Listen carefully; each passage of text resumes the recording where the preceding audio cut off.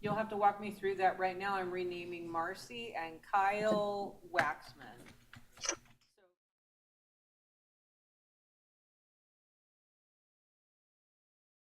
I've only Okay. got one camera, so we'll He's gonna have to just sit next to Barbara. Yeah. Okay, did I get them renamed correctly? I did not. Marcy? Marcy? Marcy, can you? You renamed me. I'm not the only one who Can you doesn't know how to speak? do Zoom. Cindy, you renamed me Marcy figured- and Kyle. Can I what? Welcome. They're all named you, Julie. Okay. Julie, will you speak, please? I'm gonna speak. I'm Kyle Waxman and Marcy Cooper Okay. I'm Smith. renaming. This is what's happening. Oh, we're here, okay. Here's my thing. I don't think we need to worry about the names. I think as long as we have a quorum, we can get the meeting started. And then Susie Trinidad and RTC are on. They are just here to observe and answer any questions.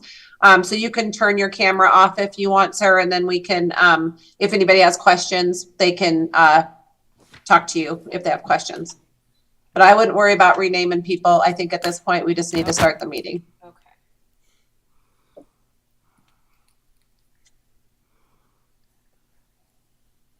Julie, is any of our board in person? Barbara and David Hall Sr. Oh, okay, Perfect. thanks.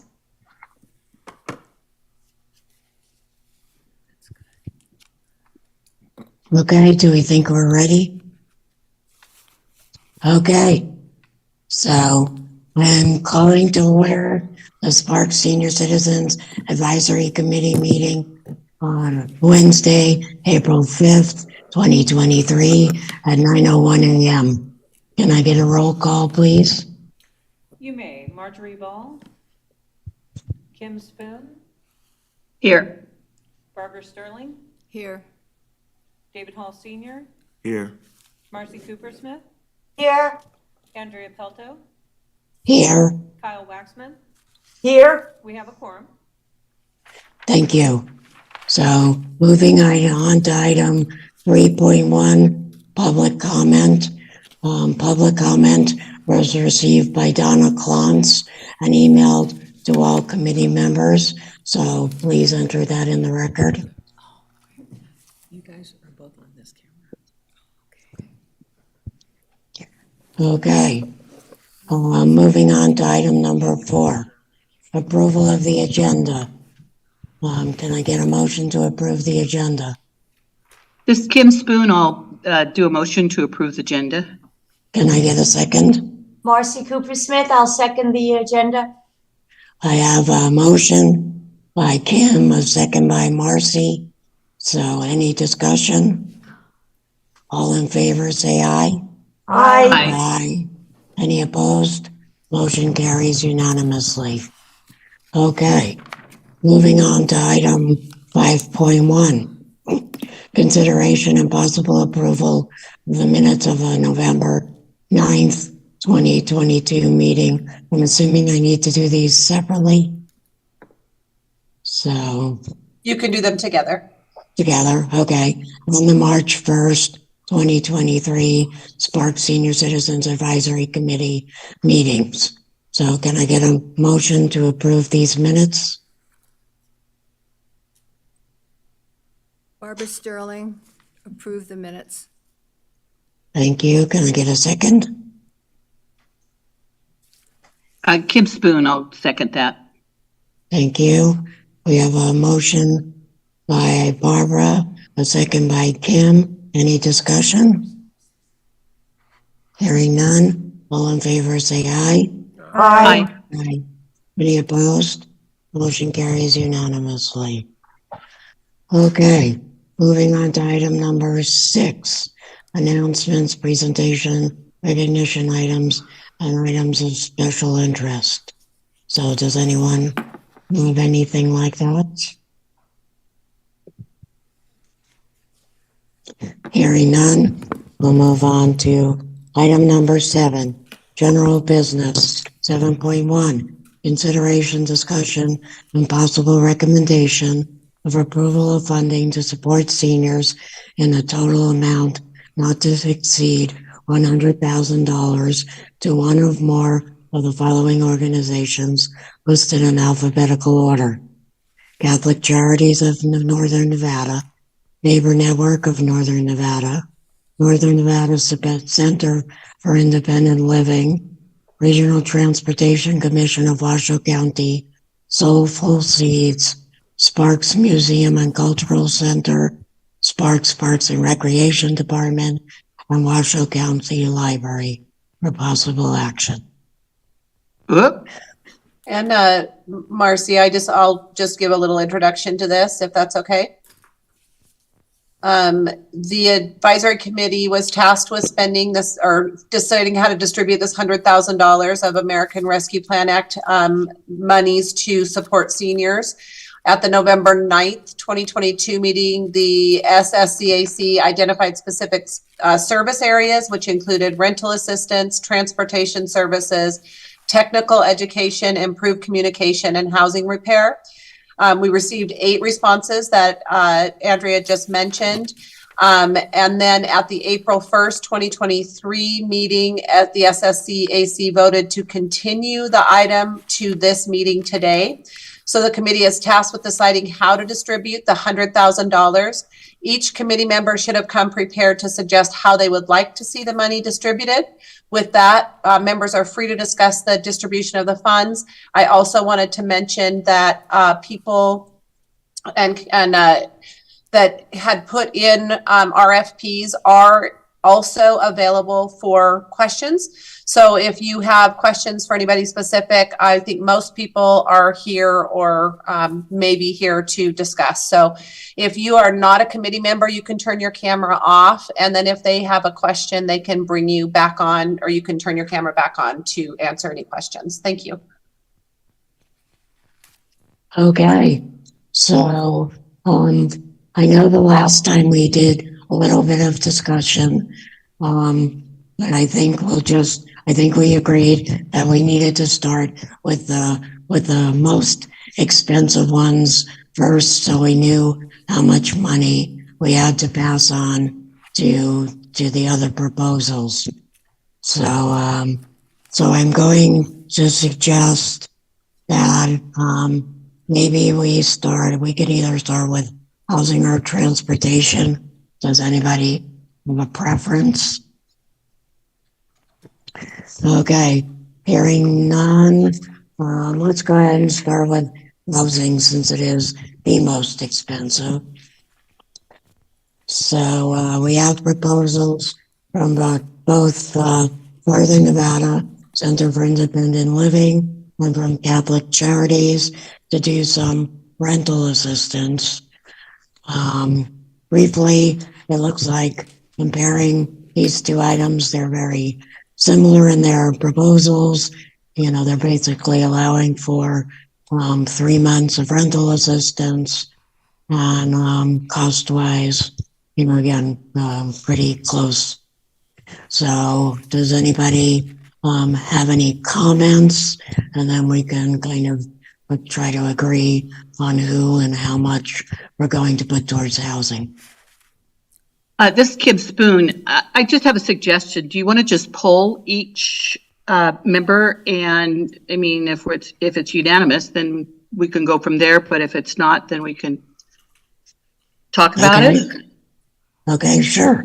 So, Barbara, since you're the first one up on my screen, did you want to give any housing money to either or both, or how much? Catholic Charities, and I support them because they have a fast turnaround time. And also they have a mediation, a process to mediate between the landlord.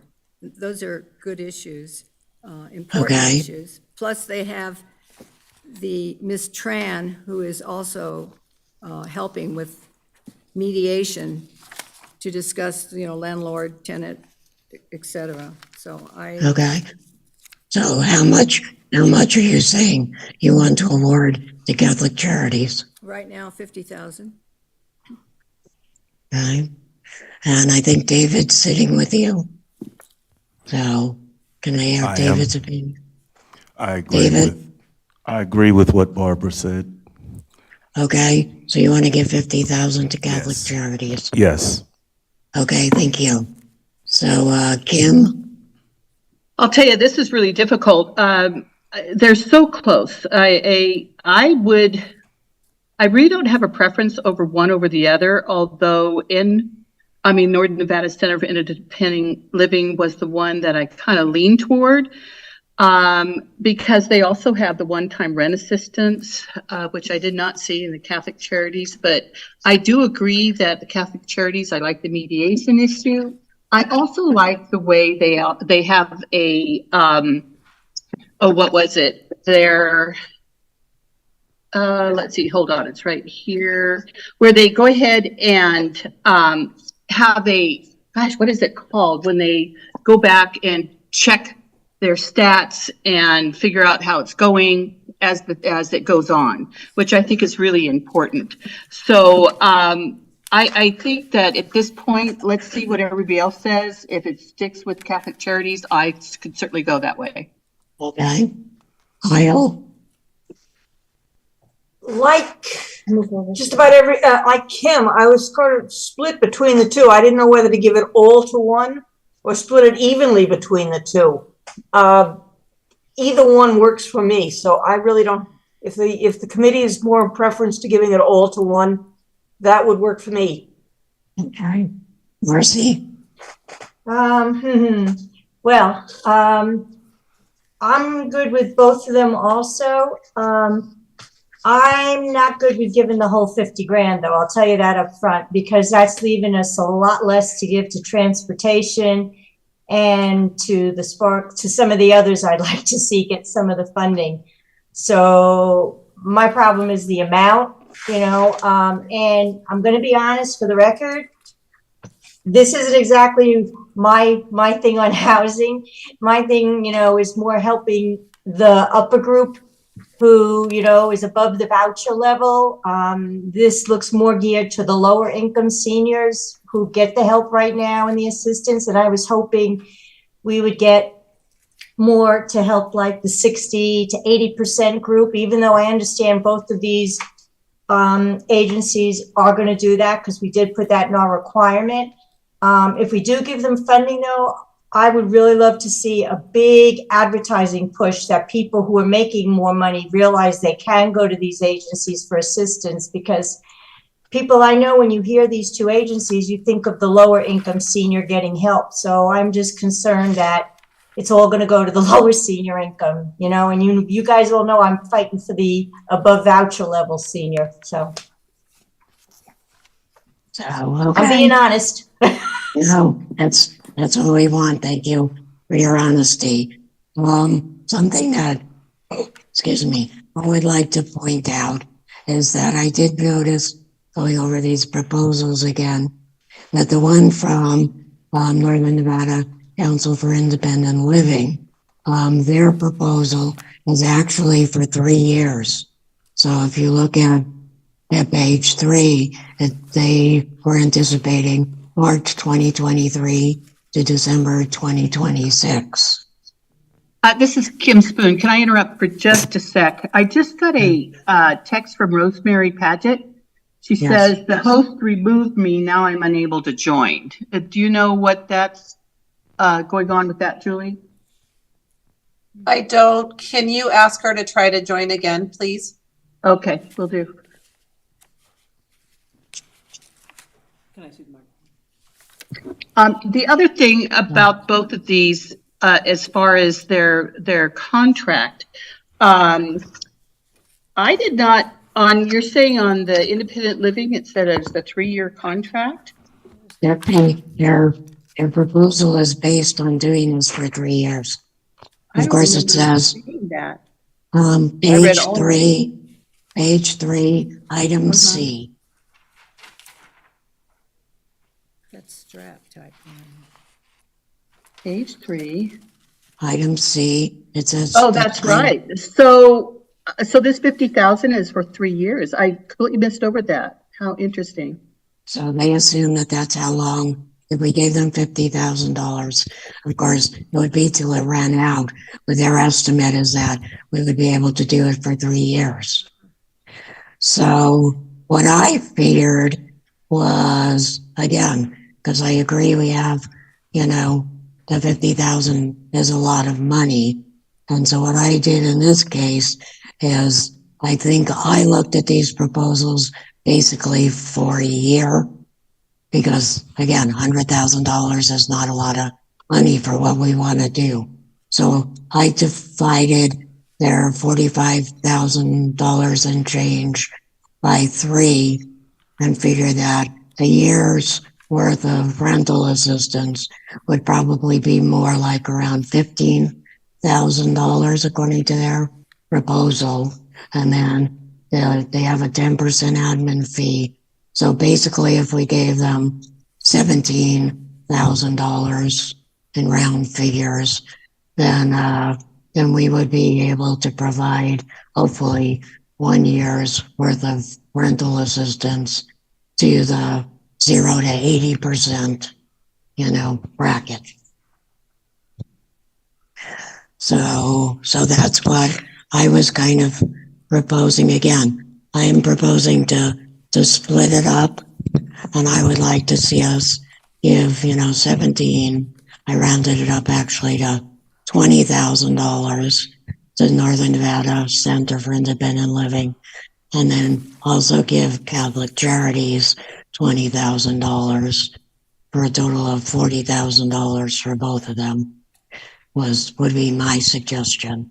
So I'm looking for comments, discussion, whatever. Okay, this is Kim Spoon. Just so you know, Julie, she said, nope, still blocks me. So I don't know. So I'll let you know I'm that. not sure what to say about that. She's an alternate anyway, so she wouldn't be able to vote. Right. I'm not sure if there's a phone number that she can call into, Cindy, but I have no idea why it's blocking. I'm sorry. Okay, I'll just let her know that that's the way it is, I guess. Okay. Okay. Thanks, Julie. Julie? To comment on. I'm sorry. I just was wondering who of the proposal people is around if we have questions. Who's sitting there? If we have, I don't know who's there that we can ask questions of. I think almost everybody. I was just going to suggest too, if you're going to change the amount that you want to offer, I think it actually needs to come before them if they're willing to do that. So you might want to see if they're available for answering questions. Yeah, this Kim Spoon, that's what I was going to ask. We need to ask them whether that's something that's even possible, is to change their contract. Okay. And if they're saying it's going to cost $50,000 for Catholic Charities to do it for 1 year, what can they do for $20,000? Or would they even be willing to do that? Okay. So you want to start there? Okay. So I think we have to. I don't think we can go further without knowing. So, well, yeah, I would just wanted the discussion because, if we were going to give it all to one, then we would know. So it sounds like we're leaning towards possibly splitting it up and possibly changing the amount. So, Catholic Charities, can you please come back on camera on Kim's question? Can we change the amount? And would you still be willing to work with us? Do I have a rep from Catholic Charities? No? No rep from Catholic Charities, okay. Do I have a rep from Northern Nevada Center for Independent Living? Hi, Hi. my name is Lisa Bonney. I'm the executive director of the Northern Nevada Center for Independent Living. I appreciate you being so thoughtful about this, and these are very hard decisions to make. I completely understand. When we wrote our proposal, we used your time span with the idea that it would be a spend down period. So, the money could be spent as the requests came in, and if it lasted for the entire period of time, great, but it might spend down sooner than that. Right. And so we left that door open so that we could remain flexible in our response. The other thing is, I just totally lost my train of thought. I just hate it when that happens. Let's see, I wanted to talk about the spend down. If you're trying to compress service to 1 year for each of the organizations, that's of course your choice. I would caution you, it takes a little bit of time to spin a program up. Even if you have existing, we've done this before, and as Catholic Charities has, I'm certain. So there's a lot of things in place, but I can't remember who made the point, but one of you this morning made a very smart point that this is going to require marketing. This is going to require, a concerted effort to communicate to the community what's available, how to access it, talking to the organization. One of the things that we do is when we do what's called an intake. So we sit down and it's a conversation. But one of the things we try to determine as we're speaking with somebody who is new to us in particular, or has new independent living goals, is what are their other needs? Because that's going to be very, very important, particularly if we're looking at somebody who's looking for gap assistance. Are they really going to be able to continue on after that one-time gap assistance? Or are we setting them up for just having another emergency in 30 days or 60 or 90? So kind of assessing that whole position of the person so that we can then start to look at the inventory of other services that are available, other programs that they may or may not be participating in that might be able to help us as we look at their budget. To help give them some guidance as far as, are they going to be able to stay put, or do we need to start looking for a less expensive living situation? So there's a lot that goes into it. So on behalf of people I don't even know, I will speak for them that a year is a very aggressive timeline to start something, get all the forms in place, get the marketing in place, get the people associating you with that service, and then getting them connected up with staff to start the whole process. It's doable, but my feeling is it could be a little more clunky than any of us would like. So I'm happy to answer any other questions if anyone has them. Barbara Okay. Sterling. I have a question. Barbara Sterling. Go ahead. Hi, Lisa. Hi.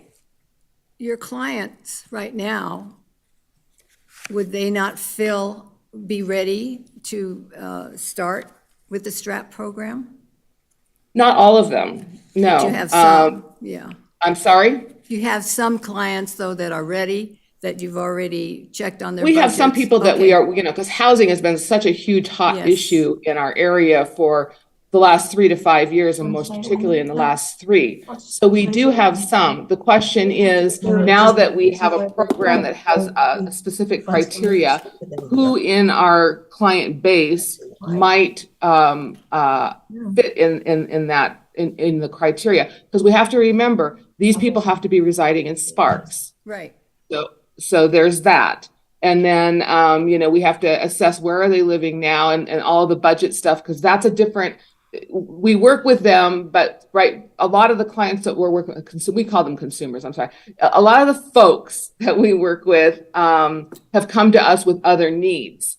And so it's a matter of going back into our database. And I would like to circle back around about a comment that was made about being able to assess where you are at any time. We use a very robust database that measures, when we write an independent living plan. So that's when we sit down with a person that we're working with, and we talk to them about what their goals are.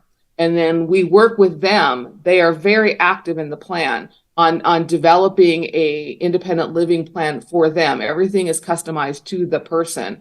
And they have responsibilities and we have responsibilities, but we have a very robust database management system that allows us to track where we are with any person at any given time and any goals. So we can go in and see who has set housing goals. And then to your point, Barbara, we can go in and run a filter. Who among us that have identified housing goals, are they age matched?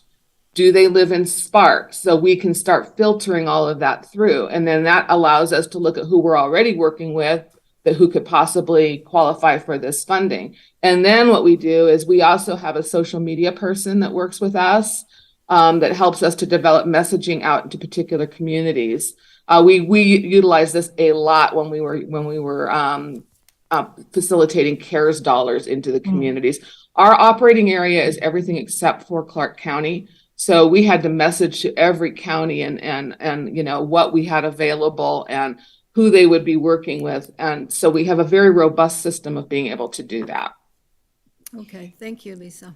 You bet. I've got a question. I'm not sure if Julie or Donald can answer this one, but does this money have to be spent within 1 year? No. No. I do not think that that was one of our criteria. Okay, then, Then you can do it if it's 2 years, let's or say. 3 years, or however long it would take for you to wind the funds down.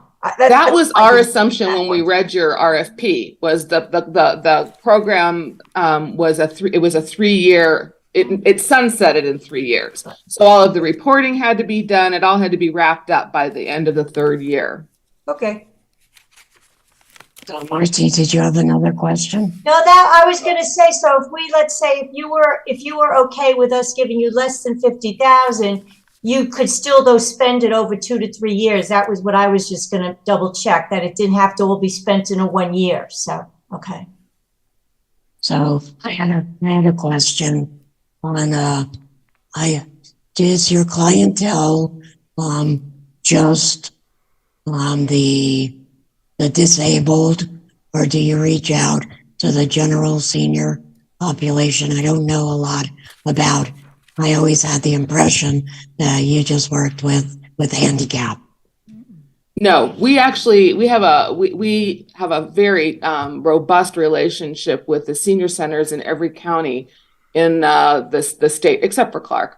But a Center for Independent Living provides services for people with any type of a disability, and good, bad, or indifferent, the federal government always lumps and senior citizens in with that description. So, and the nice thing is, oftentimes as we start working with someone, they actually don't realize that they have a disability, because most of us, because I'm a woman of a certain age myself, most of us figure out workarounds in our life as things get a little more difficult. And oftentimes when we're working with somebody, they come to us for one thing, but as we start talking to them, we find out they have mobility issues around their home, or, you know, their sight's not quite what it used to be, or their hearing. And so we can start to develop a plan that actually can make them safer in their homes and enhance their social interactions if they're starting to withdraw a little bit because they're having sensory issues. So it's a nice way to get people in the door and to talk with them, and then to kind of help them to solve maybe some problems that they had just considered nuisances. That's a word we hear a lot, nuisance. Oh, it's just a nuisance. Okay, so just being a senior would qualify, say, me to come in and talk to you guys? I'm sorry, I missed the first part of that. Just being a senior would Yes. qualify me to come talk to you? Absolutely. Well, Okay. this is Kim Spoon, for the record. I just want to make sure, but it's seniors that are 65 and over, right? That's if your you're under criteria, 60 yes. Okay. So just remember that, Andrea, that we're talking about 65 and over. That's me. Yeah. You know, as far as the money, I don't have a problem doing the 50,000 for 3 years. I think that's very reasonable. I think that's going to reach a lot more people. I think it has a chance to then wind itself down instead of finding people that may not even, I don't know how that works. I mean, if you only use 30,000 the first year, then, and it's a year contract, I like that idea. And I like I said, I was going toward independent living more. So anyway, I don't have a problem with that. I think it's more expensive. I think the 50,000 would certainly be well spent in a 3-year period. Okay. Any other questions, comments? I have a Dave, quick, Donald. just real quick. Welcome. Howdy. So for ARPA money, we have to have it obligated by the end of calendar year of next year. It has to be spent by end of 2026. So we have within some I think that 3-year window that where everyone's talking about is within reason. So.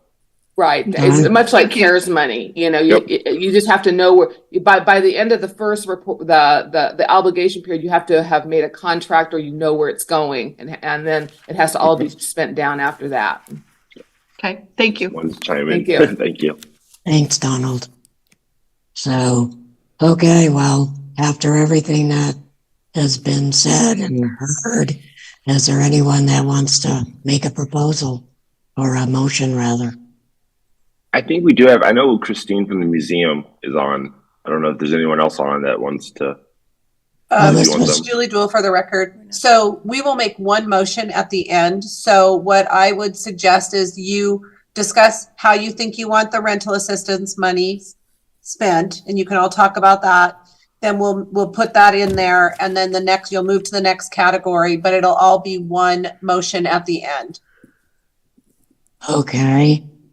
So I guess we need to know then, again, that kind of confuses me. Maybe not a motion, but I would like to know if everybody is in agreement, because we need to know, going forward, that means we've just given away half our money, and we need to be careful about anything else. Because like I said, I was looking at, when I was looking at splitting it, I was looking at $40,000. And again, Lisa, if you got less money, I know it would just last not as long. But is that a problem? Are you set on $50,000?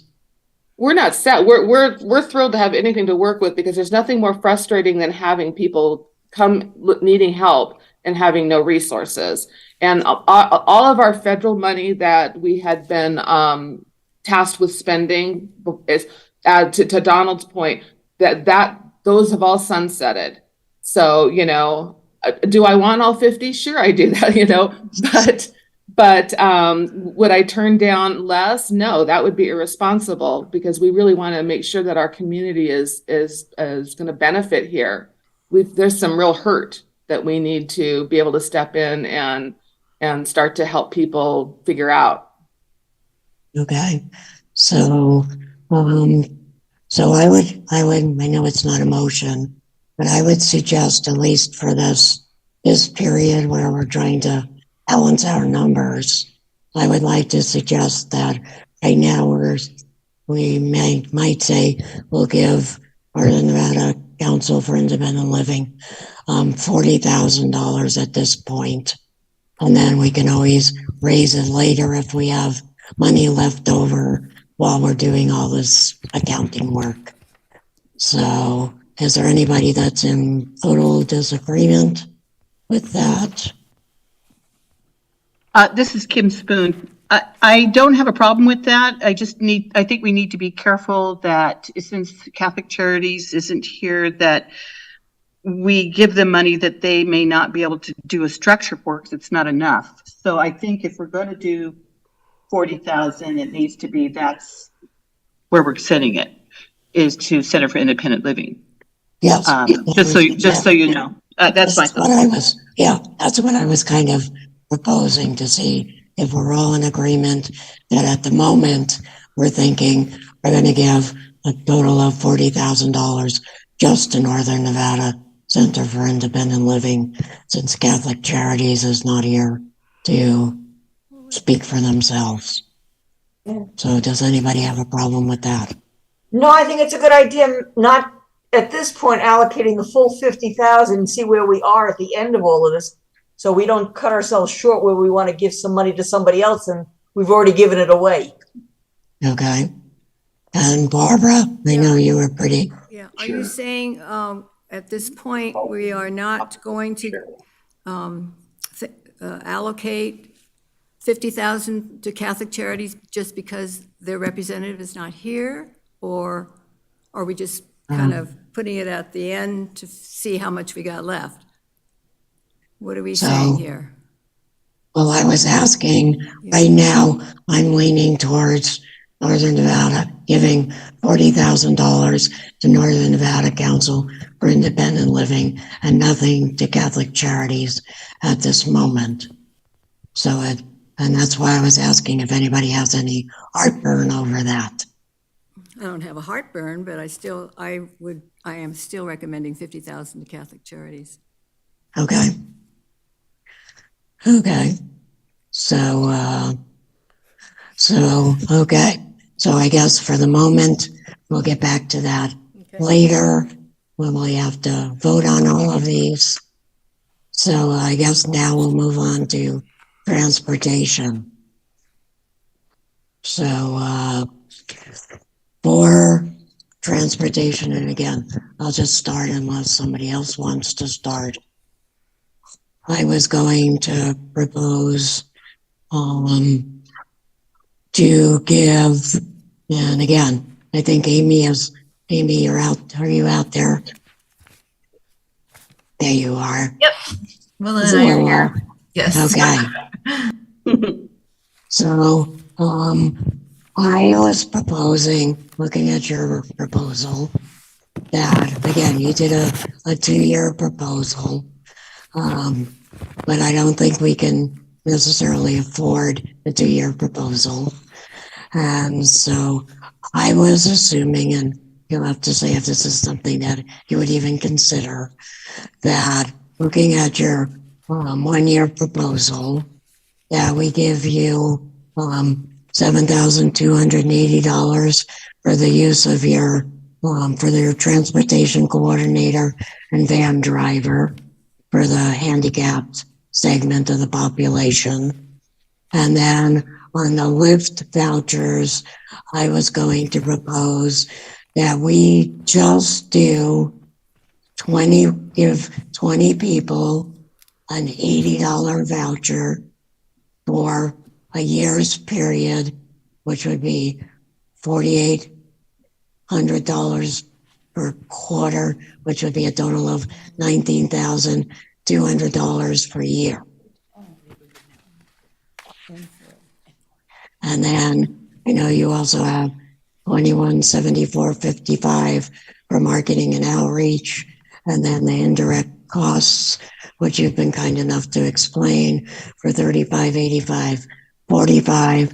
So I was looking at giving and for some Lyft vouchers and the handicap van, a total of $32,000, give or take. So is that something that N4 could work with before I go out to the other committee members? For sure. Yeah. So I think that sounds fair. And we could even look at it as total number of vouchers, because every participant utilizes them at a different level. So some people are going to use the full 80 every month, and then others might, get an $80 voucher and that'll last them for a few months. So, and just so you know too, the vouchers don't expire for a year. So if they get a voucher, they have up to a year to utilize it.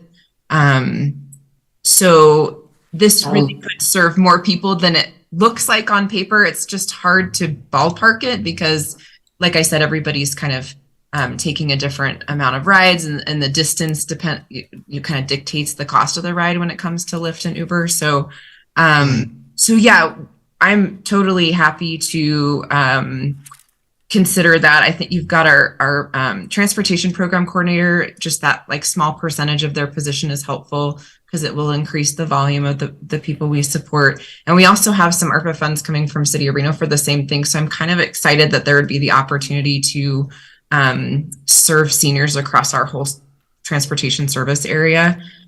So I'm totally happy to come up, kind of modify our budget, based on just having that transportation program coordinator. And then we can take whatever the remaining amount is, and I can figure how many $80 vouchers that would be, plus the 10% indirect. And I can kind of rework the budget however you would like me to.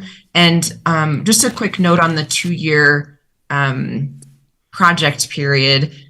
We wouldn't necessarily have to shorten it to a year. What we could do is just know, kind of similar to what Lisa and NCIL was explaining that as soon as the vouchers were out, that would be kind of the end. I did a 2-year budget because I wanted to give myself a year buffer to spend down if we needed to. And I wasn't sure how many applications you would get, so I thought I would just write it for the full thing and then we could figure it out. So we could even say that, you know, the timeline could extend 3 years or until the funds are expended. Okay. So, okay, I guess I'll go around. Barbara, did you want to start again? Do you have any comments, questions?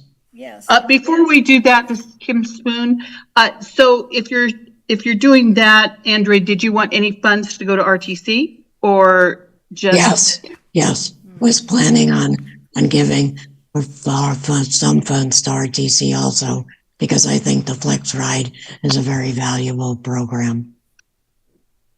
So do you want to see if they can do the same thing, if they can take less? Okay. Or how much Yep. were you planning to then? Susie, Give to them or if you'd like. Jim, or both.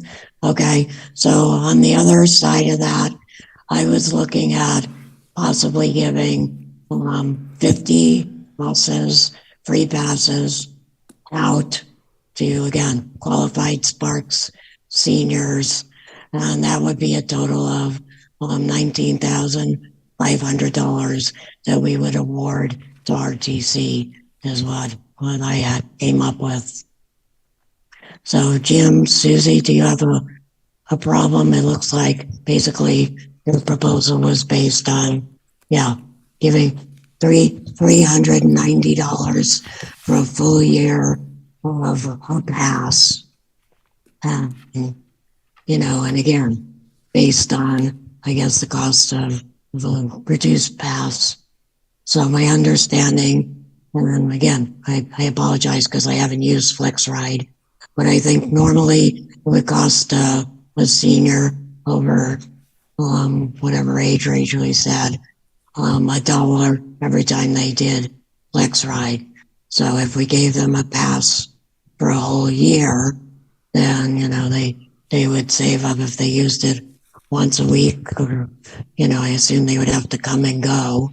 So like 104 rides each person would get. So does that sound about right, Jim? So, good morning, everybody. So that would be fine. Our budget and our proposal was really based on having the transit driver on board the vehicle, just allowing seniors to ride free by ID or just visually, you know, it's a senior or a person who qualifies. We could easily turn this into a pass distribution model. Whereas if we have qualified seniors who need to get a bus pass, we could, you know, certainly keep track of that, do that process instead. So which way do you think would benefit us the most? Where will we get more bang for the buck? I think, honestly, you get more bang for the buck by not having them have to go get a pass, whereas they just board the vehicle when there's no barrier to them riding. I think anything that we can do to eliminate barriers to people using public transit is a good thing. And so that extra hurdle, which it may seem like a small step of asking for a pass, that might just be enough to dissuade some seniors from doing it. But in terms of flexibility, we're definitely willing to work with you any way that we can. Okay. So, okay. Now, any other questions? Barbara? No, we're not. Go ahead. Barbara, did you have a question? Yeah. Well, we kind of skipped. We were talking to RTC and then we were talking to the other. I just want to Well, mention, so, can you hear me? yeah, I was gonna go back and say, Im wanted to look at this as the whole picture. So what I was proposing was about $32,000 for N4 and about $19,500 for RTC. So that's what I'm putting out on the table, and you guys can tweak it any way you think best. I just wanted to comment that Catholic Charities also they're giving bus vouchers, 50 of them. You might not have noticed that in their proposal. I did notice that in their proposals. And actually, I was thinking that I would ask them not to do that because we were doing FlexRide. So, I believe, wasn't that just, this is Kim Spoon, wasn't that just for a day pass? I believe, Yeah, 1 day RTC pass enabled to get them over to the RTC to complete their information, if I read that right. so yeah, just to get them down to the office. Right, it was 150 1-day RTC passes for $75 to help get them down to the RTC offices to complete their applications and such. To Catholic Charities. Barbara was mentioning, that was in Catholic Charities. Right. Proposal. Okay. Okay, Correct. so not to RTC, to Catholic Charities. Is Yeah, what she you're said saying. Catholic Charities, yeah. Right. Okay. Question, Andrea, for Jim, is a senior 65 as far as RTC is concerned, or is it younger? A senior for RTC is 60 years old. 60. And we would just buy, for ease internally, we would also include disabled and veterans in that. So, Barbara, did you have another question? No. Okay. Thank you. So, David, did you have a question? No. Okay. Kyle? No, that was the question I was curious about, what their age was. Okay. Marcy? No, no question. Kim? No quite. Well, the only thing I'm glad that we got that clarified, because this was hard for me also, because I didn't know if we did change the contract application, was that going to work for them? So it sounds like the way you've broken it down, Andrea, is actually very nicely done. And if they're willing to work with that and can work with that, I think that's a really nice way to go to help more seniors with both programs. Okay, so my current proposal is we give N4 $32,000. Andrea, wait, Andrea, Yes. what was the extra 4,500 with RTC? It was Extra. 15,000 plus. I had figured, well, I was looking at it I took their $30,000 Right.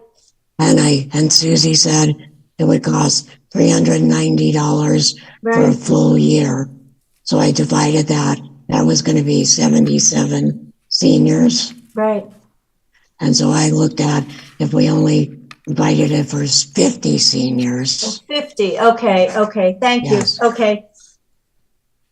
So, and Jim, I guess my question would be, if you weren't doing the actual passes, how would you keep track? So if we only gave you 19.5, how would you keep track of how many free rides you would give?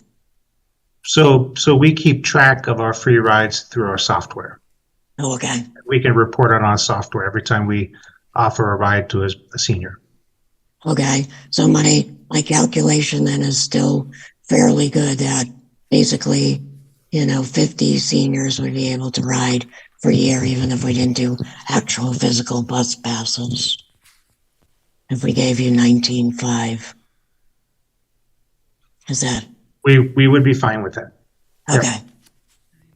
Okay, so like I said, so currently I'm kind of just throwing out a proposal that we give RTC $19,500, cover about 50 seniors in a year's worth of rides, and we give N4 $32,000 for both their Lyft van or for both Lyft and their van. So any comments, changes? So none, hearing none. Okay, I guess we will move on to our other proposals. Anybody have a preference where we go next? Yeah, could we do the Sparks Library, the technical education part? Absolutely. So, I don't know okay. if Debbie is Debbie Gunderman? I don't know if she's, Debbie, are you out there somewhere? I guess not. Okay. So again, I'll go first, just so we could start the conversation. So, I feel like, we cannot afford 10 iPads and 10 Androids. So my proposal, my suggestion is that we cut the number of tablets and iPads in half. We still will do the mobile hotspot, and we would still do the the ion replacement battery. So it looks like in that case, if Debbie were here and if Debbie were agreeable, basically asking the library if they would do like $5,400 for their tech. So per Barbara's request, we'll just throw out there also that we did hear from Debbie as far as phone training, and any phone training would be done by the library at no cost. So basically with the library, we'd be getting the iPad training and the phone training for a total of $5,400 if that works for Debbie. Okay, Barbara, questions, comments? No, what I like about it, it's free. Okay, I can come I could go to the library, tell them I have a problem with my smartphone, and they are well knowledgeable on how to help me rather than have a scheduled class. So I think that's pretty good. okay. David, comments, suggestions? No comments. Okay, Kim. Yeah, I think that if they're willing to go some less, I think that would be great. I do like the fact that everything they do is free of charge. I thought maybe originally that we should also include the city of Sparks in that because, we have different dynamics in their clientele. But at this point, I think that it's better to spend the money on the library. Okay, hold on one second. Is there a representative in the city of Sparks in this meeting? Anyone from city of Sparks or Parks and Rec, I should say? Right. No, okay. I just wanted to make sure. Okay, So- thanks. This Yeah, is I Julie really for the like, I record. think, oh, I'm sorry, Julie, go for the ahead. record, I didn't make it mandatory that they show up, just so you know. I just sent them Okay. something in case they wanted to show up, so. Okay. Andrea? Julie, I'm Yes. here. I don't know if you can. Oh, There Tony. is a representative from Parks and Rec, it's Tony Pickett. Andrea, if I'm not mistaken, there's still about $3,000 left. If I'm Right, counting my numbers right. right. Which we also have the museum. So, which I have a proposal on the museum. So, okay. Andrea, for the record, Tony Paley, Parks and Rec Director, and I am on if you have any questions. Kim, did you have questions or No. comments? I know we talked with Tony before. I think at this point, we'll just see what else you have to propose there, Andrea. Okay. Fair enough. Kyle, Marcy, comments, proposals, suggestions, anything? Okay. So for now, we're gonna just go with the library, the iPads and the free phone training. But again, we'll come back if we have any changes and we still have money for Parks and Rec. Lastly, my proposal, and again, you might be able to save some money here.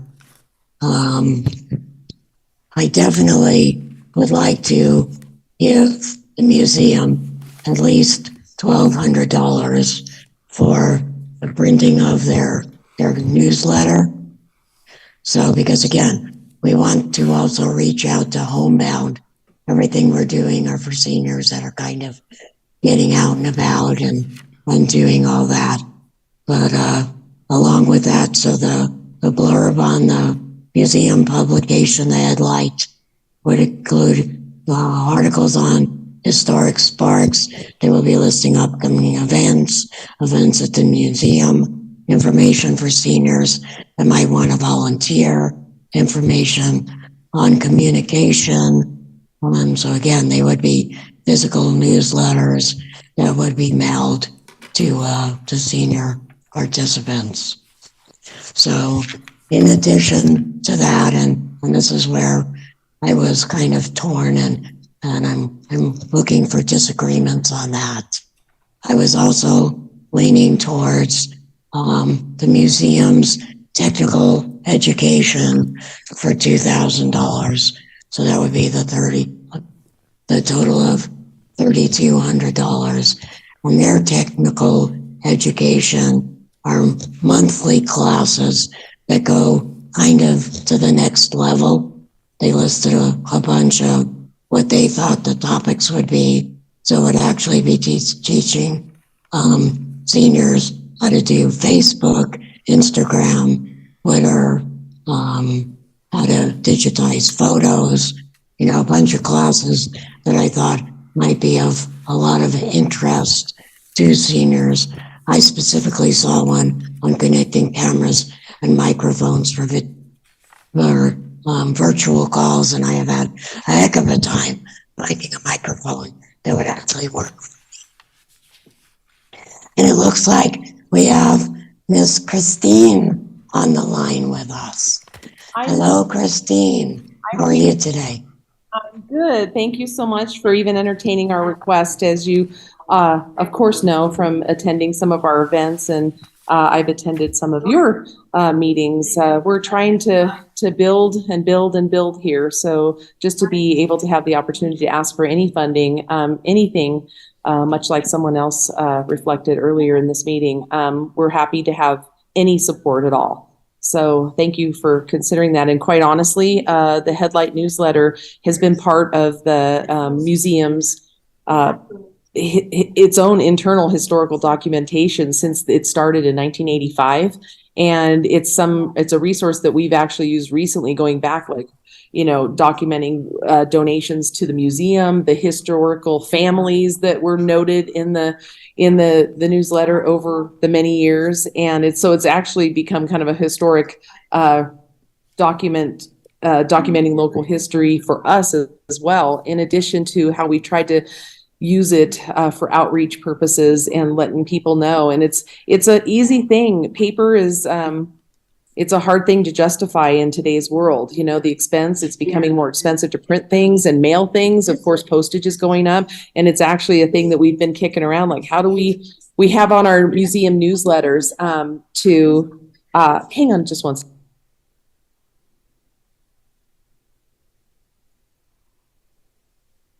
Thanks. Sorry. What we're trying to justify postage and the expense that we have to raise to even put this document out. And the thing we always come back to is there are so many people that just aren't connected electronically, including some of our own volunteers.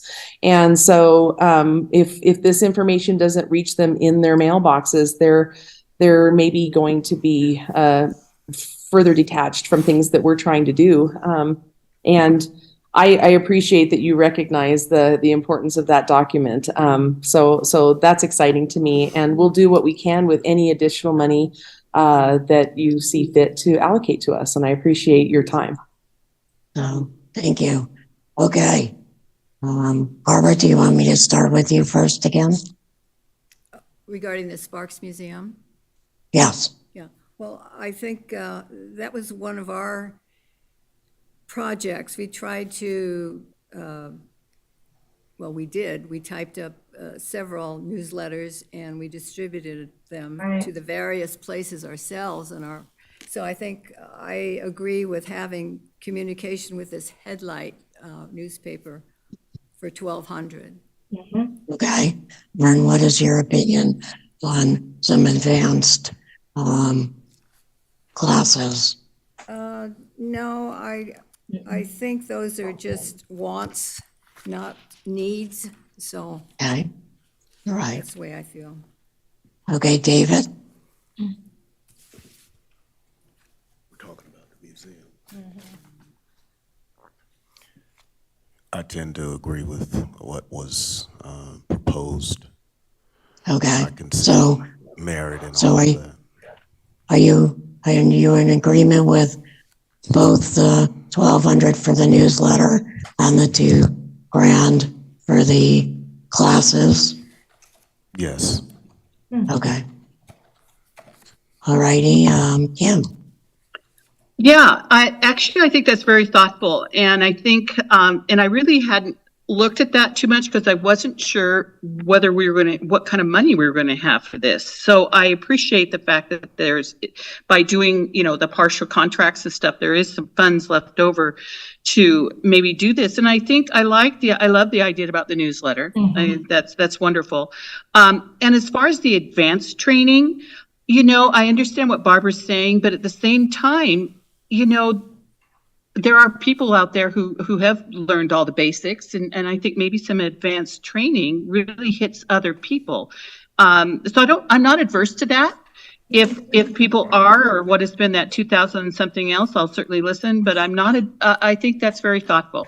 I like that. Okay, the dynamic duo, Val and Marcy, speak to me. You want to go first?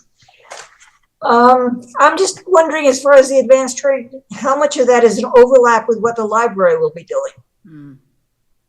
So I'm not sure. So this is once a month or a year teaching these advanced classes. I'm not sure that the library technically teaches like how to download, upload, do Facebook, Instagram, the things that are listed as the classes that they would provide.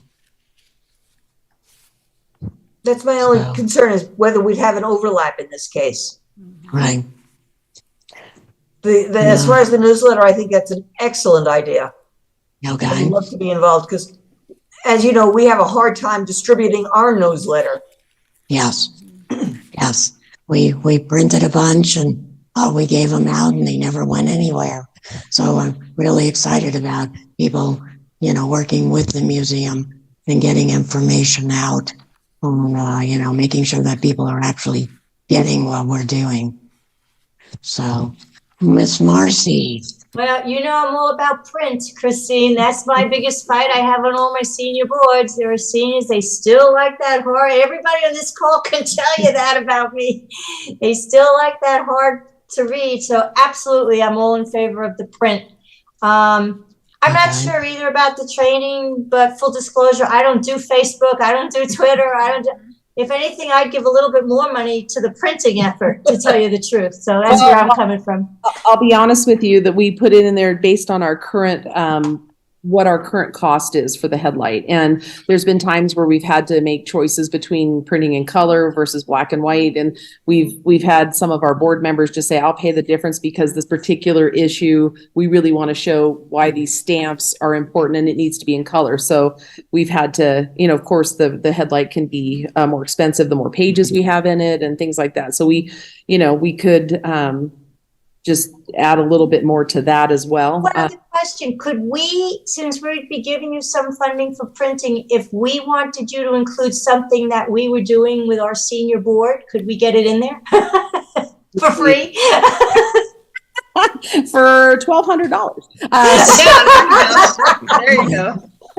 Actually, yeah, and quite honestly, I think it's something that I've really learned a lot about myself. I'm a paper person too. I order the books instead of ebooks. I want the flyers in my day planner. So I get it. It's just that when I'm dealing with a private budget of having to raise every dollar here, when you have to look at what do we have to cut in order to make our budget, it's an easy focus when you're thinking about the cost of print publication, and it makes me sad. And that was our big concern. We're actually have had discussions. Of course, we haven't discontinued it, and we wouldn't discontinue it as part of the museum's operations. It would just be forced to an online version, which again, how do people access it?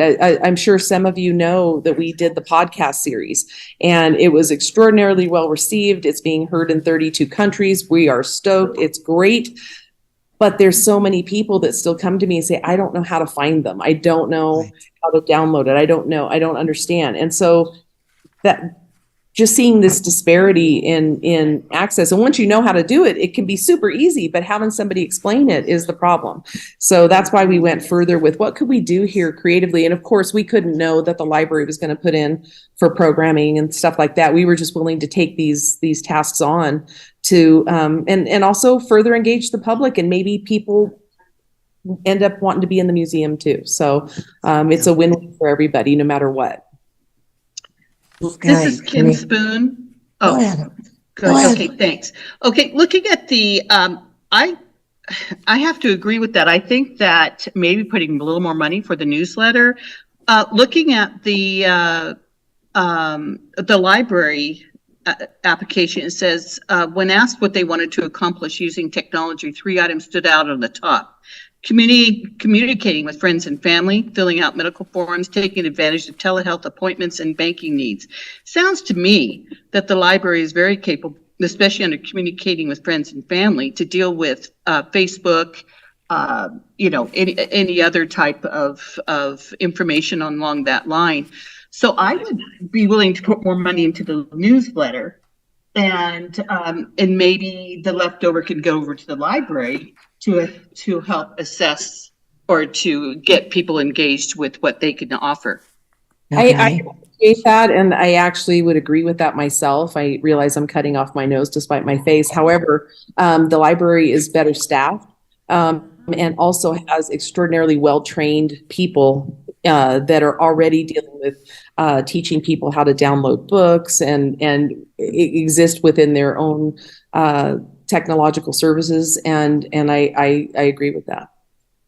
Okay, so if I revised my numbers, that would basically be, we'd have $2,000 left. So if we gave, and again, I know we'll get into it deep. For the record, we're at $100,100, so we're over by $100. Just so you know, with the totals. So we need to subtract $100 from one of those. So I had Julie, just to correlate with you.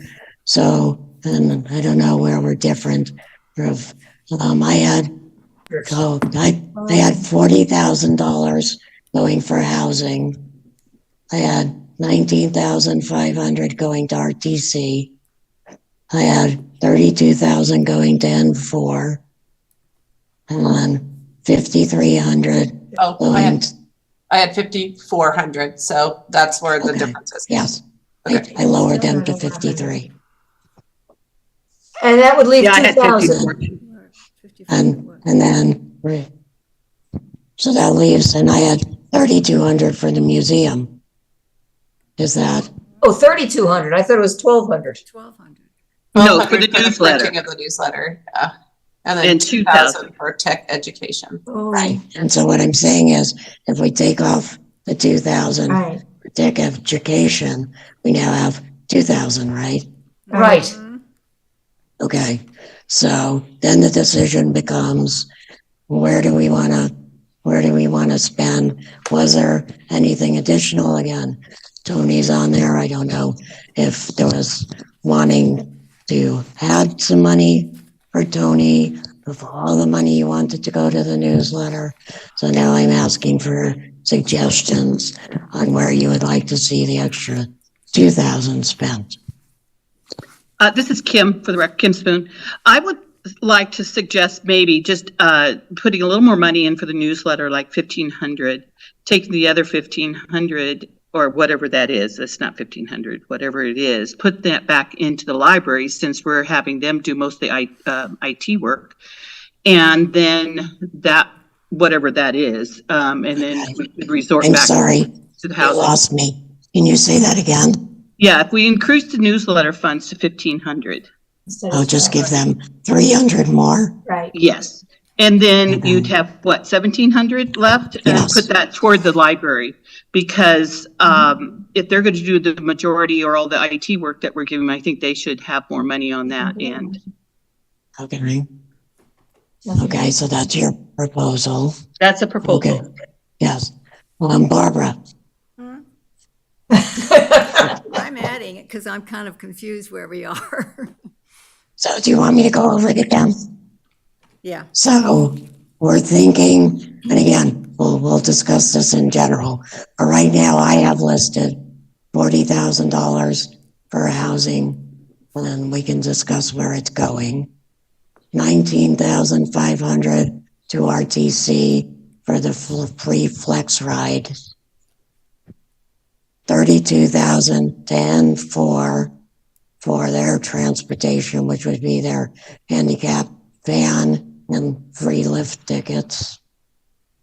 And 5,300 to the library for 10 Androids, 10 iPads, and the hotspots.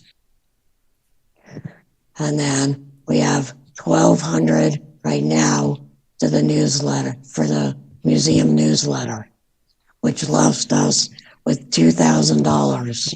So Kim was proposing that we spend that $2,000. No.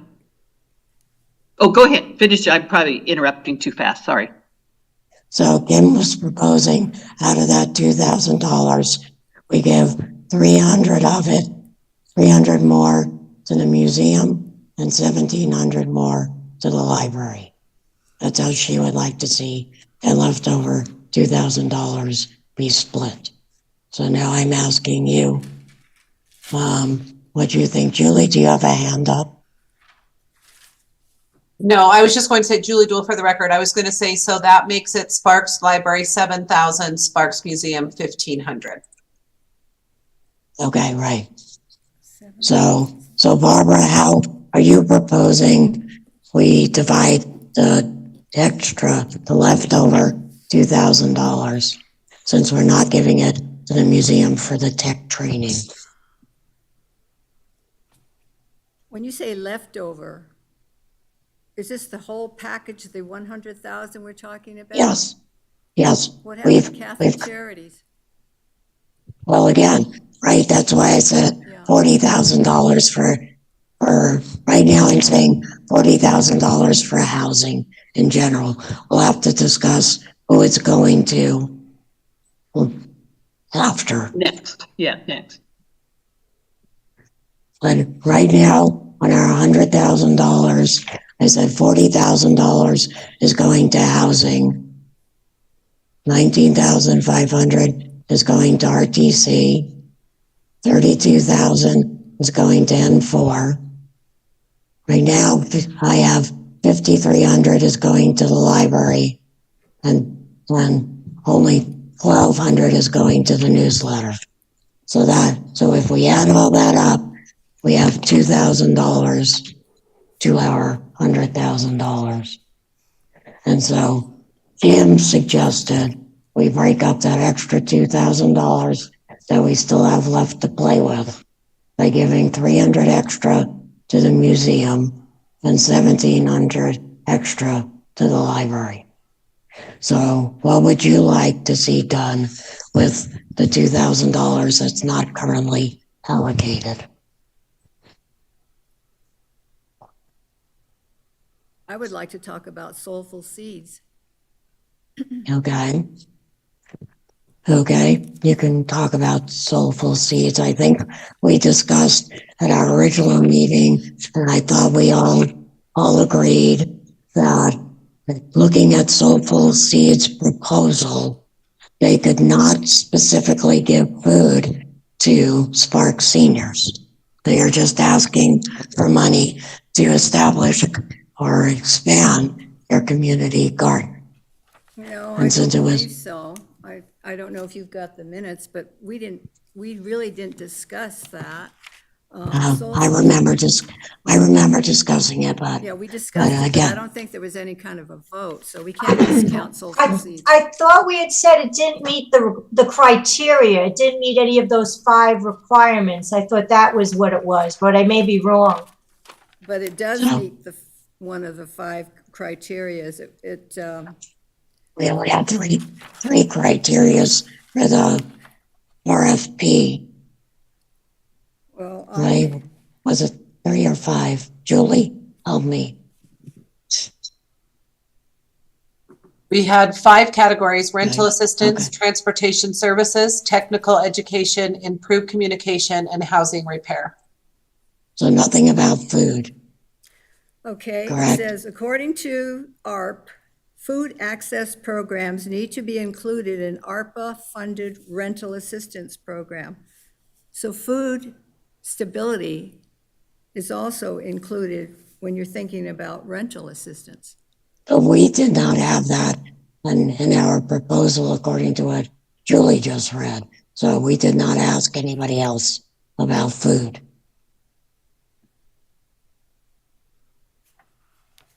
Because in that case, we would have had probably the food bank and other people talking about food. But food was not specifically mentioned when we went out for proposals. Julie, were you going to say something? No, I was just read off the categories, and I think Soulful Seeds put in their, I mean, they did put an RFP in, but it's up to the committee to decide whether they want to give money to them. Okay, well, let me make a pitch then. For Soulful Foods, okay? They have this, the advantages of the Soulful Foods is that there's free access to food. The seniors are living in Sparks at the One Place campus. They go out they can walk to pick up their free food. There's no transportation involved.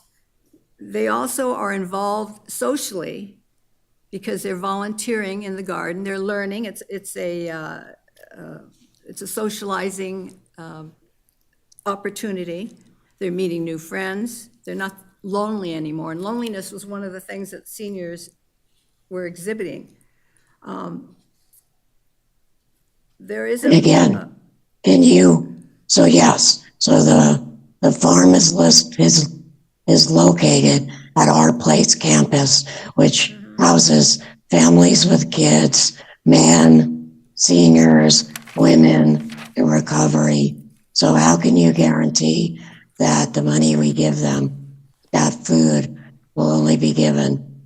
Are you telling them they can't give food to other people then? No, it's open. They distribute. Right. That's what I'm saying. And they So they're have not, food pantries, and you walk up to the food pantries, and most of them are seniors. The volunteers that work the garden are seniors also.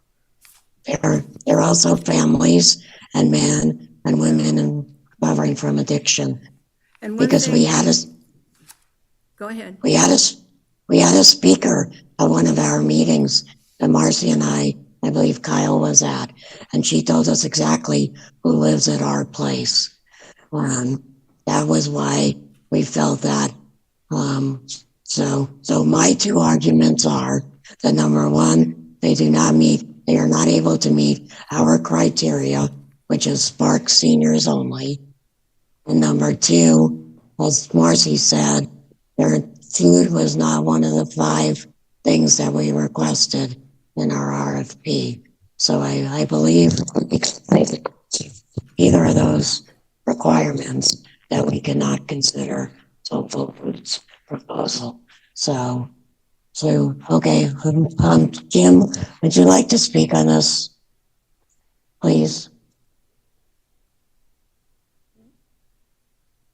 Kim, are you there? I think Kim is frozen. Oh, there you Oh, are. We thought you were frozen. Can you hear us, Kim? Oh, Kim or Jim? Yes, Kim, sorry. You. Oh. I would like you to speak whether you would like to consider Soulful Seeds proposal. I understand where Barbara's coming from, and you're right.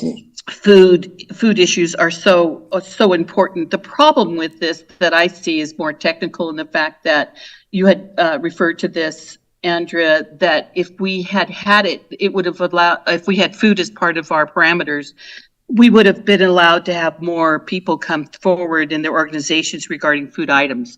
And we didn't do that. So I don't think it's right to include one that didn't meet the criteria when no one else had a chance to do that. So along that lines, I would say, no, I don't think it's correct for us to consider them on those lines. Thank you. Marcy? I know you already said. Yeah, I totally agree. Yeah, unfortunately, yeah, food wasn't, yeah. Okay, Kyle? Absolutely. Unfortunate as it is, with the limited amount of funds we have, we didn't consider food as one of the issues that we were going to consider in this particular run through. Okay, thank you. David? Yes. In regards to the proposal, I think all the talk about the fairness, the equity makes a lot of sense, and I think we may need to lean in that direction. Okay, thank you. So I guess we are kind of in agreement that, yeah, we're not going to consider soulful seeds. So Barbara, how else would you like to see this $2,000 that we have left of our $100,000? How else would you like to see it just distributed?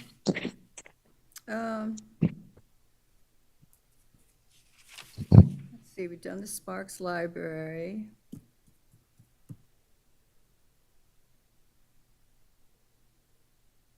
I don't know at this point. Okay. We'll see. How David? it works out. Okay, David?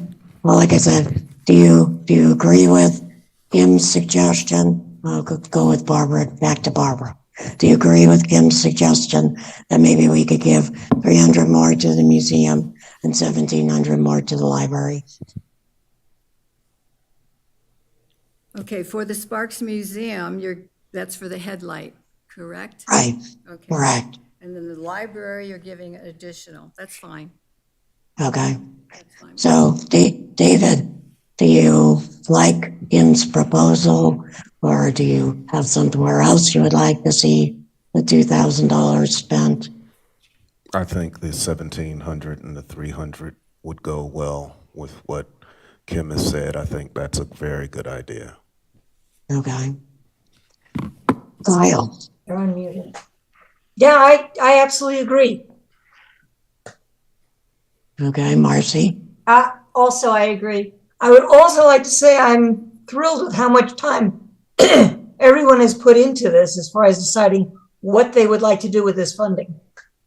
So yes, I second that motion. It has been a lot of hard work for sure to try to distribute this. So I am just going to play devil's advocate for the moment. I'm just kind of curious with Kim's split up, how she split it up, the 300 and the 1,700 for the library. Kim, did you have a specific thing that you were thinking, giving the library $1,700 more would buy us? Well, I think that, because you pretty much half their budget for the laptops and iPhones and all that goes with that. So I think that 1,700, if they're going to be our IT people, can certainly go toward more of that. And I don't think they'll have a problem spending that at all. But I do believe, and I believe that the newsletter, since that seems to be a really valuable thing for seniors. And I like the way you mentioned, Andrea, that this is for like homebound people, exactly that they deserve a little bit more to do that, to help them with that. But I do think the library needs more money if they're going to be the IT people that we're using. I was just going to say that, Christine brought up a good point that on their proposal, it was basically just for, printing the newsletters, and it really didn't include what it's gonna cost to mail the newsletters. Right, And right. I was just wondering if we shouldn't give the museum some postage funding also. Well, that's kind of where I was thinking about the 300, if that would help with the postage and, or any other areas that they could use to help get the newsletter out to people. Okay, Christine? I saw you. There you are. Thank you. Yes, it actually costs us about $160 a year because we do have the bulk mail. And we just renewed our bulk mail permit for the wonderful total of $290. And you need to be able to send at least 200 pieces in that to keep the bulk mail option. So it definitely, those hundreds of dollars extra are going to be put to perfect use. Okay. So do you think, you know, when we discussed the 1,200 for the printing and the 300 is enough? Or I know you want more, but give me an honest answer. Postage is going to cost $2,000. No, I'm kidding. It's perfect. It is exactly enough. Thank you. Okay, because I know you also talked about whether you printed in color or didn't, so I didn't know if you needed more than 1,200 for the printing. Well, yeah, that usually involves at least one issue that'll be in color, but I think this will certainly put us in a place where we can do a good job. We will add and work with Marcy for her details, and we'll make it a year's worth of really wonderful a production. So thank you. Awesome. Okay, so then I guess we are ready for our proposal unless there's any other discussion. Marcy, it's Julie Dole for the record. I just emailed a motion based on what you all discussed. So if you want to look at that, then you can have a committee member make a motion. Well, this is Kim Spoon for record. Do we need to go back to the 40,000 now before we do a motion to figure out where that's going to go and how it's going to work? See what she. Yes. Okay. So, or we can make them. Oh, Christine, did you have something else? Yeah, I was just going to say, should the external people just jump off at this point so you guys can do your business? Yeah, I don't think, does anybody have any more questions of vendors? So that's what we were just talking about. Huh? Yeah. Well, then I'll just say thank you so much for Okay. your time and consideration. Have a lovely day. Thank you. Bye-bye. Good to see you. So, and I guess the vendors are, you know, can leave or stay or whatever they want to do. So, I need to see if I can find my email. Andrea, it's Julie Dole again. I think per Kim, I had forgotten that you were going to discuss whether to give the entire 40 to Northern Nevada Center for Independent Living or distribute some to Catholic Charities. I think that was still open for discussion. Okay. I would like to say that I would like to give the $40,000 to the Northern Nevada Center for Independent Living. So, Kim, where are you leaning? Well, like I said at first, I was actually leaning toward them at the beginning, but I was open to both. They're both so good, but I do like the 3-year that even, you know, makes it more for me. And if they're willing, and she said they were, and without Catholic Charities to tell us whether they would be able to take a smaller amount on this contract, because it's so detailed and you know, very well done. But I don't know if we break it down, if they're going to be able to do what they need to do or would like to do. So under those circumstances, I think I agree. I would do the 40,000 to N4. Okay. To an NCIL, not N4. Northern Nevada Center for Independent Living, correct, Kim? Kim, you said N4. Oh, yeah. I'm sorry. Yeah, right. I'm sorry. Okay. So, because I also did want to point out that it seemed like Catholic Charities fees were also quite a bit higher than the fees that were going to be charged by NNCIL. So, okay, Barbara, I think I know which way you're leaning. You want the whole 40, for the whole 40,000? Yeah, maybe their fees are higher because they have more people working. So, Thought. We don't know, you know, we right. have volunteers. They're both good, but I Right. lean towards Catholic Charities. Okay, David, what's your position? I think what Kim said made a lot of sense. So you're leaning towards giving the 40,000 to Northern Nevada Center for Independent Living? Yes. Okay. Kyle? From the start, I thought they were both great programs.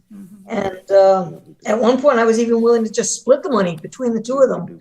But if we're more concerned with just getting the biggest amount and being able to advertise and get it out into the community, I guess we do have to leave it with one. So based on that, I would have to say that I would probably go with Northern Nevada. So, Marcy? I agree. I agree exactly. And I like the fact that Lisa from Northern Nevada said she would do the full-on marketing and advertising, you know, to let all seniors know their program is there. It doesn't matter what your income level is. Oh. Okay. So it looks like the majority are leaning towards Northern Nevada Center for Independent Living, or I'm going to start saying NNCIL because I'm tired of saying your whole name, Lisa. So, can everybody get to their email to see Julie's motion? Yeah, we saw, I shared it with Kyle, Julie. We were in the same room, okay? But we didn't discuss. So are we Okay. ready to do the motion or? So is somebody willing to make a motion based upon what Julie just emailed? Yeah, this is Kim Spoon. I'll make the motion as detailed in the email. Do you want me to read it out? Yes, please. Okay, I move to distribute 100,000 of ARPA funding to the following: Northern Nevada Center for Independent Living for 40,000, N4 for a total of 32,000, RTC for 19,500, Sparks Library for 7,000, and Sparks Museum for 1,500. Okay, do I Thanks, have a Julie. second? Do I have a second? Second, David Hall for the record. Thank you. Any discussion? All in favor, say aye. Aye. Any opposed? Motion carries unanimously. Thank you, everybody, for working through all of this. This was a very time-consuming, brain-burning task.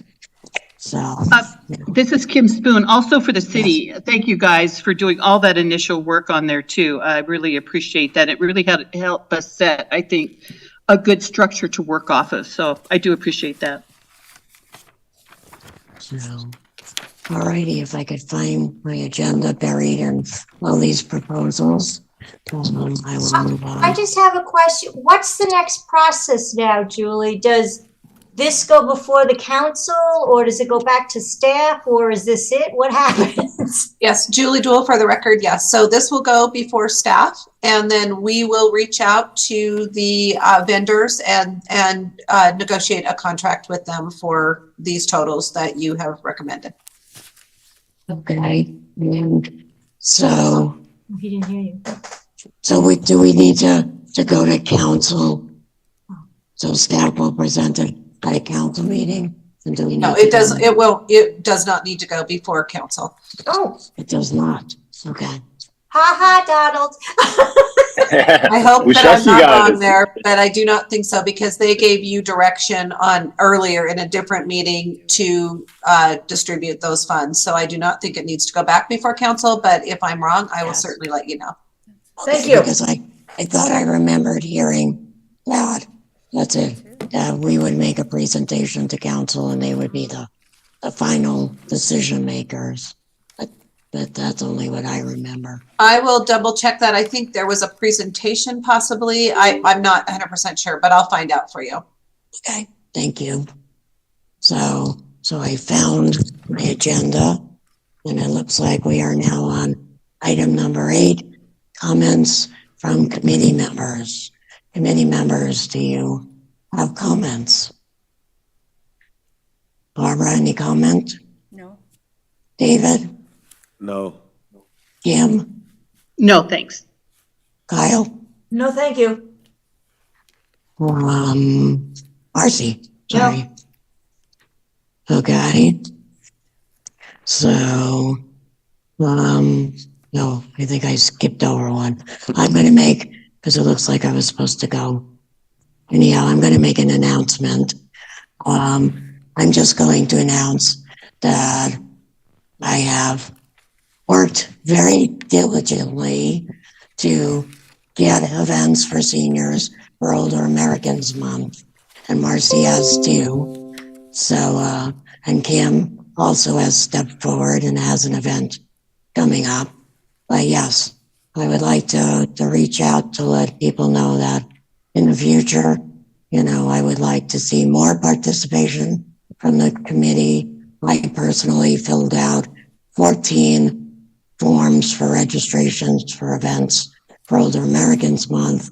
Plus I had vendors that filled out their own forms. And I really think that we need to work harder to make this a joint effort in future years. So I would also like to comment that since I think our next meeting will not be till after Older Americans Month, that I would really appreciate that our committee members get fine brochures, which will be located at the libraries, at City Hall, at the community centers. And I would like to see our committee members show up at these events. Because again, you know, it's very disheartening when, you know, I work so hard and everybody else works so hard to put on these events and then no one shows up. So at least if the public doesn't show up, I would hope to see at least a committee member showing up. I'm not saying you have to show up to every event, but it would be nice to have the committee members show up. Definitely, you know, at least at the events, but all my events are happening in Sparks this year. I would like to see committee members at least show up to events that are happening in Sparks. And also we have actually, you'll see in the brochure, surprisingly enough, the events are actually starting on May 1st. In previous years, the events have not started until after the Info Fair, which is happening on May 3rd at the Washoe County Senior Center. And I personally have a guitarist playing at the Sparks Senior Center on May 1st. Unfortunately, I will not be able to attend, and I would really appreciate it if anybody else could attend that event so my guitarist is playing to as many people as possible. And that's my announcement. So I just did 8.2. So now I'll go back to 8.1. So 8.1 was a request for new future agenda items. Barbara, what would you like to discuss in the future? Anything? No, we might just give a feedback from the legislature event that's going to take place this Friday. Just to update what we've been doing and what we're going to do. So that's the only thing. Okay. So I guess for Julie, we want to have a discussion, I guess, on Senior Day. Does we just want to do that in announcements, or do we actually want to have an item discussing what happened at Senior Day at the legislature and any bills we might want to talk about having to do with seniors? Are you, this is Julie Dole for the record, are you talking about at our next meeting? Is that what you're Yes. asking? Yeah, Yes. I would actually make that a presentation. I Okay. think, Ida. And just to clarify, it does look like this will go back before council. So I'm not exactly sure when that will be, but it looks like it will. Okay. And I'd be more than happy to come in and talk about, again, any backup from any committee members would be appreciated on why we made the decisions that we made today. Because I'm sure Donald already knows. So he can nap through that part of the presentation. But I'm sure the rest of the council would like to know how we made our decisions. So, okay. So Andrea, we're gonna put, yes. Can we back up, Julie, to comments? Can we send you the events for Older Americans Month that we did so you can do what you always do so great for May? Get it out there so that at least our Sparks events are out there, because I just don't have faith in any other way getting it out there. You always do a great job. Absolutely. And I would highly suggest doing a video again as well. So we can talk about that. Thanks.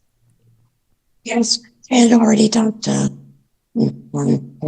expressed my distrust with Chris Turlow in getting our word out. So yes, I didn't mince any words. So, okay, other requests. David, did you have anything you wanted us to talk about at our next meeting? No, not off the top of my head, no. Okay, yeah. I think Barbara had a great idea. I appreciate it, Barbara, because I'd like to hear, because I'm not going to be going, and I would love to hear what everybody thought and how it went. Yeah. The other thing is, Julie, can you please, I have our next date for the advisory meeting is May 24th. Is that correct? I'm not Julie, but that is correct. Okay. And how about? All right. And how about the council meeting that this will come up at? What do you have the date for that? Or do we have to wait for the next one because is it an agenda item, or how does that work for you guys? Yes. So it will have to appear on one of the council's future agendas. I always get the agendas sent to me. So although Julie might know before they come to me when the council will have it on their agenda. But yeah. Julie, for the record, it has not been scheduled yet, so we won't know until we kind of, schedule it on the agenda. So I'll let you know as soon as I know. Okay, that'd be great, because if we want to go, it's getting a busy time of year, so we don't know who's all going to be available, but we certainly could try. So that's really all I had at this point. I think the only thing I would like to add is maybe, like Barbara would like to have a legislature, maybe on the May 24th, we can all, like you had talked about, Andrea, kind of talk about how the month had gone for elderly, Older Americans Month. So maybe just bring that in and just kind of bring everybody up to date how it went at that point, since it's going to be almost done. So that's the only thing I have in mind. That sounds good. Good to me. So yes, in fact, I put our May 24th, now that you said that, I put our May 24th as an event in the Older Americans brochure, hoping that maybe we could get somebody to come and be looking back at us when we're sitting at the podium, because we usually don't have much of an audience. Well, see what happens. Yes. So, Marcy, did you have anything in mind for the May? No, not at all, unless you wanted a speaker. I mean, did we? I was going to say, is there anybody in particular we would want? Anybody we've heard recently we want to hear again? Well, Kyle? Can't think of anything. Okay. Yeah, I'm trying to think, and right now, I can't think of anything between Senior Day and Older Americans Month. My brain is pretty fried. So yeah, so I think we'll leave it at that. We'll be adding back to the next Andrea, agenda. do we want to bring up Fernley at the May meeting? We can, we're going there also, yes. Absolutely. That's a good idea. Yeah. I think we need a presentation for what happens in Fernley. Thank you, Marcy. And I was gonna say, we just need to add back all our standard items that we didn't do on this special meeting.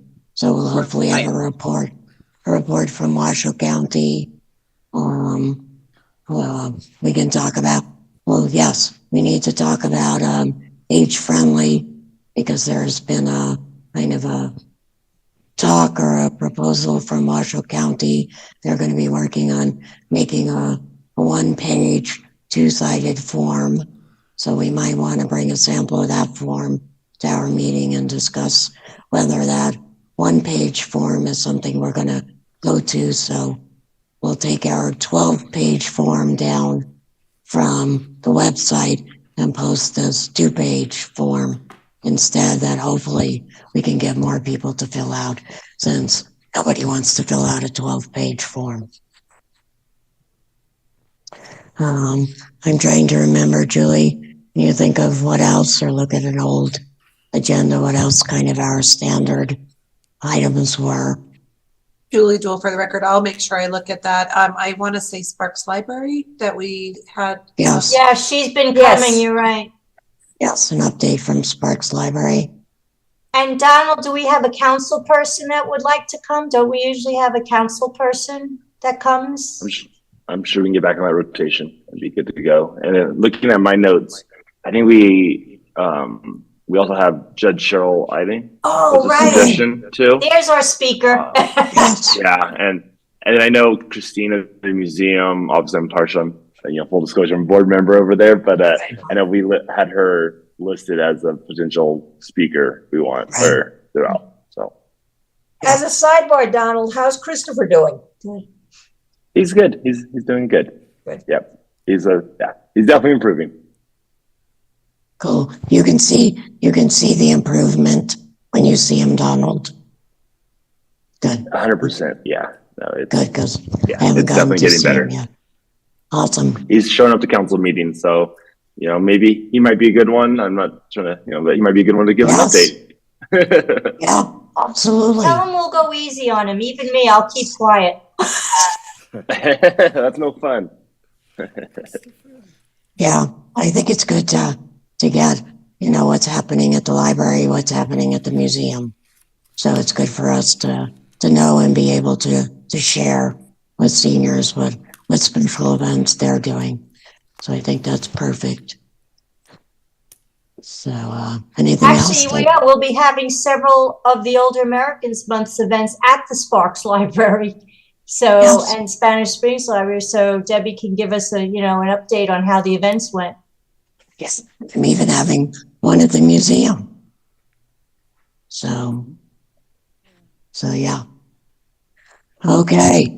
Any other requests? It looks like we have a pretty full agenda then already. For a group that had no requests, I think it's pretty full. What do you Thanks, say, Julie, for your patience with us with all of this. Oh, of course. So, okay. So next is 8.3. Julie's report on committee vacancies and general announcements. I honestly do not have any announcements today. Okay, and vacancies, we know we have, Yeah, we have, I think it's 3, 4, and 5. Sorry, I didn't quite prepare for this, but I think it's, sounds right. yeah. And I was told by someone I know that they submitted an application. How often do you check to see if there are any applications out there? As soon as they come in. So that's city clerk. So they look at those. Well, because this one was submitted about a month ago. Yeah, So I I don't know. think that it just is the process of, then they need to go to the council member and let them know which ward it was from. So those are their alternate positions. So I know city clerk's office is usually really on that. So what do I tell this person? I would just ask them to reach out to the council person, as someone that whenever we get an application, someone reaches out to me, Okay, and I call them. They call them, they talk to them. I usually sit down and talk to my people before I just Okay. blindly put people on boards myself. Okay. But I would probably have that person and follow up the council person. Yeah, and So- city clerk's office should be sending those to you, to the council member. Okay, Yep. so I guess my question is, as a follow-up to that, so this person is actually in Ward 5, which does not have any openings, but I thought there was some discussion, and I thought the bylaws were written that since we're so desperate for people, that maybe we could have a Ward 5 person fill in as an alternate in another ward. Does that sound correct to anyone? That is correct. That is correct. And I think I would probably still have them reach out to their council person, like, hey, I know it's full, Right. but I know whatever the other wards are open, like, could you kind of like sponsor me sort of thing to represent another ward sort of thing. Okay, perfect. So that works for me. So that is everything. 8.3 is done. So item number 9, we get to do public comment. Do we have any public comment? Lisa, I'm assuming you hung around for I public did. comment. I just wanted to thank you all for your really thoughtful consideration around this. I know how difficult these decisions are, and it is very time consuming. And I could tell that everybody really took their time to read and to look at what was going to be best for our community. So I just wanted you to know that I Oops, you froze. Are you back? Okay, you go let. Looks like Lisa's frozen. Amy, you wanted to speak, and we can wait till Lisa gets back. Sure. Yeah. So I just wanted to, as well. I'm sure all of the there she applicants do. And it, Oh, looks like. Hold on, Lisa. Or, I just wanted to say thank you as well. And I appreciated seeing your meeting from start to end, and wanted to let you know if there are specific Older Americans Month activities that N4 can help promote. If you have any flyers or graphics or info or something like that that our marketing team could get, we would be happy to help spread the word with that. right? So Yeah, just we'll let make me sure know. to try to, we'll have Marcy's brother, the official flyer maker, make some flyers for our events that we can share with you. He does. He makes great flyers. Thanks, Amy. Awesome. Okay, sounds good. Thank you. Okay, Lisa, did you want to finish? You're on mute. Oh, did we lose her? Yep. Lisa went away. Okay, so I guess we went to item number 10, which I think we didn't have to make a motion anymore. So I guess this meeting is officially adjourned. So thank you so much, everyone. I really appreciated everybody's input and thoughtfulness. And I think this was a fantastic meeting. Thank you all as well. Good timing, my battery's going.